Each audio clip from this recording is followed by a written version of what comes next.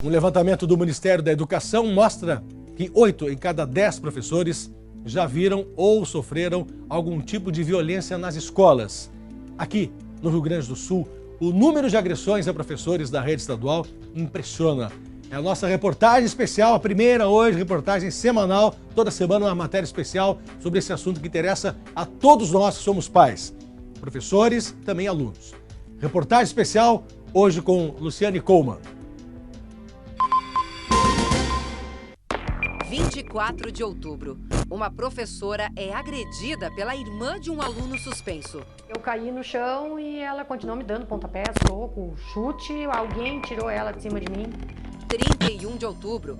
A irmã de um estudante bate numa professora que cai e quebra os dentes. Não foi ela que foi agredida, todos nós levamos um soco na boca. 6 de novembro. A diretora da escola sofre arranhões de uma mãe que se atrasou para buscar os filhos. Já estava todo mundo fragilizado, né? E agora eu acho que, infelizmente, a motivação para o trabalho está bem complicada. 7 de novembro. A mãe de uma estudante agride 5 professores após a menina não participar de um passeio. No dia seguinte, ela atropela um PM após uma discussão em frente à escola. A violência nas escolas não é novidade. Cláudia é professora de educação física há quase 20 anos. Desde 2013, trabalha nesta escola da Restinga, na zona sul da capital. O colégio já ficou em meio ao confronto de facções criminosas. Em junho do ano passado, um tiroteio levou pânico às crianças que brincavam no pátio. Mas foi a violência interna que abalou a educadora. Apesar do amor e dedicação, Cláudia já levou mordida, soco e cuspida. A pior agressão foi um empurrão que ela levou enquanto tentava proteger crianças de uma briga de cachorro. Bati com a minha cabeça, joelho, eu não tive nem como me segurar. Primeiro porque foi muito de repente. O número de agressões a professores na rede estadual impressiona. Só no primeiro semestre foram 175 casos, quase um por dia. Mas já foi maior. No mesmo período do ano passado, chegou a 290. Mas a Prefeitura de Porto Alegre não tem este levantamento. Me parece sim que há um discurso hoje mais de raiva. Não existe mais o da outra face, né? É olho por olho, dente por dente. Então a violência parece estar sendo justificada pela própria violência. A Paz abandonou também as instituições privadas, onde há mensalidade a pagar. Cresce a ideia de que educação é uma mercadoria e o professor um mero prestador de serviços. Principalmente constrangimentos que passam, assédio moral e de uma certa forma, reclamando também de interferência, muitas vezes de pais, na sala de aula. Então ele perdeu ao longo do tempo essa autoridade e principalmente o reconhecimento da importância do seu papel. Não é de hoje que o professor sofre com a desvalorização. Baixa remuneração, salários parcelados, atrasados, estrutura precária, falta de políticas públicas para a qualificação profissional, tratamento hostil de governantes, sem contar projetos de lei que trazem ainda mais tensão para a sala de aula. O resultado deste descaso histórico está num estudo realizado este ano pela Fundação Varkin em 35 países. O Brasil ficou em último lugar no ranking que avalia o prestígio do professor. Criou-se ao longo dos tempos uma ideia de que o professor é incompetente, de que o professor não tem habilidade, que ele não está acompanhando a evolução dos tempos, a tecnologia, e o culpado do não aprender da criança passa a ser o professor. Essa cultura passa para o jovem e o jovem se rebela, apoiado pela família, que acredita que é o professor o culpado mesmo. Para este filósofo que estuda educação e violência, este cenário pode impactar nas futuras gerações. Impacto que a gente vai ver daqui a alguns anos também, né, na formação desses adolescentes que são cidadãos de amanhã, um impacto na própria democracia daqui a alguns anos, né, porque certos assuntos, certas críticas, certas ideias não vão estar sendo discutidas dentro da escola. Nós podemos dizer que nós todos acabamos sendo vítimas. A gente deixa nossos filhos na escola e tem que passar por isso aí. No momento algum imaginei a cena que eu encontraria. E ela não mereceu isso.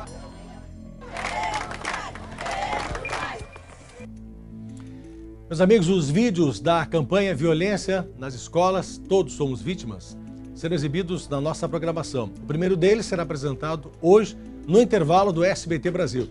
Se você quer saber mais, acesse as nossas redes sociais, @SBTRS. Lá tem material exclusivo da campanha. Vale tanto para o Facebook quanto para o Instagram e também o Twitter, não? Depois me confirma isso, tá? Twitter, Instagram e Facebook, @SBTRS, tá? Meio-dia 17, para falar mais sobre esse assunto relacionado à primeira reportagem da série, eu recebo aqui no estúdio o advogado Alberto Koptke, que já trabalhou no Ministério da Justiça e foi secretário de Segurança na cidade de Canoas. Falei certo o sobrenome, não? Certíssimo. Toda vez que tu vem aqui, eu te pergunto se a pronúncia é essa. Perfeito. Seja bem-vindo. Muito obrigado. Não é um fato isolado a violência nas escolas, né? Ali repercute todo o conjunto de erros em que a população mais carente acaba sofrendo. Falta de saneamento básico, falta de educação, um deles, evidentemente, mas falta de assistência, às vezes o pai e a mãe não tem trabalho, tem emprego, tem armamento, tem tráfico, tem, enfim, um monte de coisas que a comunidade, o lado mais pobre do Brasil, e que é a ponta maior, né? Não é uma ponta, aliás, é a base dessa pirâmide social, né? Os mais pobres do Brasil. Como a maioria da base, que paga a maior quantidade de impostos do Brasil, sofre devido a essas mazelas. Especificamente sobre essa questão das escolas, tu estás numa ONG que faz um trabalho patrocinado por outra ONG internacional que injeta recursos para tentar melhorar, criar um programa de prevenção à violência nas escolas. Fala mais um pouco disso. Exatamente. Eu sou do Instituto Cidade Segura, uma organização criada por pessoas de várias áreas, professores, psicólogos, especialistas em prevenção à violência. E nós desenvolvemos programas de prevenção, que o Brasil não acredita em prevenção. A gente ainda não acha... tem esse hábito. Não tem esse hábito. Só remediar, em vez de sempre remediando. Que atacar, né, as consequências vai resolver alguma coisa. O presídio, né, aquele horror que a gente sabe que é. Apodrecer na cadeia. Né, e aquilo é o mais caro de todas as alternativas que a gente pode fazer e a que mais piora a violência. Né? Ela não melhora, ela piora. Enquanto que a gente tem em todo mundo vários tipos de programas de prevenção, né? Programas que o Brasil ainda está conhecendo, a gente vem aplicando, por exemplo, em Pelotas agora, junto com a Universidade Federal de Pelotas, a Prefeitura de Pelotas, a Comunitas, que é outra grande ONG de São Paulo. Nós temos aplicado um programa de treinamento para mães se relacionarem com o seu bebê desde 1 ano de idade. Né? São metodologias para melhorar esse vínculo, porque hoje muitas vezes a gente já não dá bola, né? Fica no celular, fica muitas vezes prestando atenção em outras coisas e não tem o afeto, não cria o vínculo. Muitas vezes é uma mãe adolescente que teve essa criança, ela já sofreu também na sua infância e isso vai passando de geração a geração. Essa é a epidemia de violência que a gente vive no Brasil e no Rio Grande do Sul, explode na sala de aula, porque a gente não trabalhou antes. E esses programas são muito baratos, né? São programas que custam, só para dar um exemplo aqui, em torno de 50 a 70 reais para treinar, para fazer um curso para uma mãe, enquanto que o presídio custa 3 mil por mês. Né? E esse tipo de programa parece mentira, mas não é. Ele consegue reduzir o número de crianças que vão para a criminalidade em até 40%, 50%. E depois nós temos programas que a gente pode aplicar desde o ensino infantil, né, na creche, para já começar a estimular essa criança a controlar o seu impulso violento, a saber brincar sem violência. São programas, são ferramentas didáticas que a gente tem que ajudar essas professoras a terem. E depois, quando chega nas escolas, hoje alguns estados do Brasil estão começando, como São Paulo, Ceará, a aplicar os programas socioemocionais. São programas exatamente para treinar essas habilidades dessas crianças e que a gente vai precisar trazer aqui para o Rio Grande do Sul. Senão a gente vai ficar só enxugando gelo depois, aí já é tarde demais. Tu falasse que esse programa está sendo aplicado em Pelotas. Ele é patrocinado pelo George Soros, não? Aquele bilionário? É a organização Open Society, né, que financia, junto com a Comunitas, essa outra organização de São Paulo, que nos contrataram como parceiros técnicos para desenvolver esse programa. Eles estão buscando formas de reduzir homicídios na América Latina. A Colômbia, famosa, né, que nos anos 90 teve o Pablo Escobar e realmente teve boas ações de força contra o Pablo Escobar, o cartel, mas o que o Brasil não sabe é que a Colômbia aplicou muita prevenção. Desde o ano 2000, todas as escolas da Colômbia fazem esse tipo de programa socioemocional. Mudou a cultura do relacionamento, né? A cultura dos valores de respeitar o pai, a relação da mãe com a escola. A gente tem que trazer a família. Eu sei que tem muitas mães e pais aqui, de famílias das escolas de Porto Alegre. A gente tem que vir ajudar essa escola. A gente tem que unir a comunidade, o time de futebol, a escola de samba, as igrejas, né? Todos os tipos de mobilização da comunidade tem que bater na porta da escola e perguntar: diretora, o que eu posso fazer para lhe ajudar?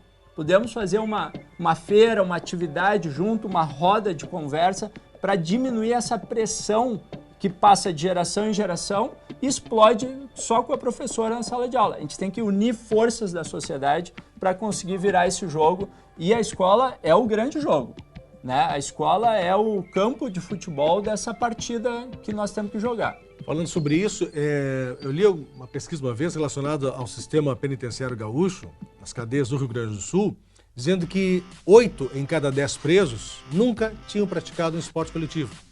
Jogo de futebol. Exatamente. Né? Então tu não tem a menor noção de como se comportar em sociedade, nem num jogo de futebol, que não seria o melhor dos exemplos muitas vezes, né? Que brigam, mas é o que gera ali, né? Como tu tentar te comportar, né? O esporte, a cultura, né? São ferramentas para a gente aprender a cantar, a te ouvir, a dançar, a jogar, a brincar sem violência. Só que a gente tem que levar isso para a escola. Né? Não adianta só a escola cobra da família, a família cobra da escola, todo mundo xinga o governante, que muitas vezes tem uma grande responsabilidade porque não conhece esse tipo de política e não dá voto. Dizer, né, a gente passou por eleição, dizer o seguinte: eu vou trabalhar em prevenção à violência. Ninguém acredita. Todo mundo acaba depositando, né? Porque está com medo, eu entendo. Claro. Né? Que é um resultado imediato. O resultado imediato, enfrentar. Tem Até que porque enfrentar... o retorno é médio prazo também, né? Me fala da situação em Pelotas lá, porque o número de homicídios em Pelotas ainda é muito alto. Os seus resultados, essa iniciativa da prefeitura local lá, ainda não surtiram efeitos esperados. Está dentro do prazo ainda? Qual é o prazo que vocês trabalham? Pelotas está com 25% de redução de homicídios este ano. Esse ano, né? E mais ou menos 30% em todos os tipos de crimes na cidade. Roubo a carro, roubo a casa, roubo a pedestre. Há uma grande integração das forças de segurança e das forças de prevenção. Te contar só mais um programa, Coelho, que a gente está aplicando lá, já veio também aplicado em Canoas. A gente une a escola, o posto de saúde e a assistência social e identifica cada jovem desde os 7, 8, 9 anos que tem o comportamento de risco, aquele comportamento já agressivo. E aí a gente monta um plano individual para aquele jovem. Alguns empresários trazem oportunidades para eles, oficinas, as equipes de saúde vão mais na casa dele, a escola começa a dar mais atenção para melhorar o rendimento escolar dele, jovem a jovem. Isso é prevenção à violência. Isso a gente chama de prevenção secundária, quando já está com comportamento violento. Não adianta ficar só olhando, porque aí vai explodir no colo de toda a sociedade. Aquela velha frase do Pitágoras, né? Eduque as crianças, não será preciso punir os adultos. É melhor prevenir do que remediar. Sempre. Obrigado, Obrigado, Coelho. Um grande abraço e parabéns pela campanha. Obrigado. Semana que vem tem mais, tá, gente? Ela fica girando aí nas nossas redes sociais, vocês podem participar também, com ideias, com sugestões, com críticas, enfim, fiquem à vontade dentro de um certo nível de educação que se espera, né? Não adianta xingar o apresentador e o entrevistado porque não concorda com ele, o Jorge Soros, não sei o quê, governo mundial. Se informe a respeito, né? Antes de afirmar qualquer coisa. Obrigado, tá? Semana que vem tem mais uma reportagem da nossa série sobre a violência nas escolas do Rio Grande do Sul.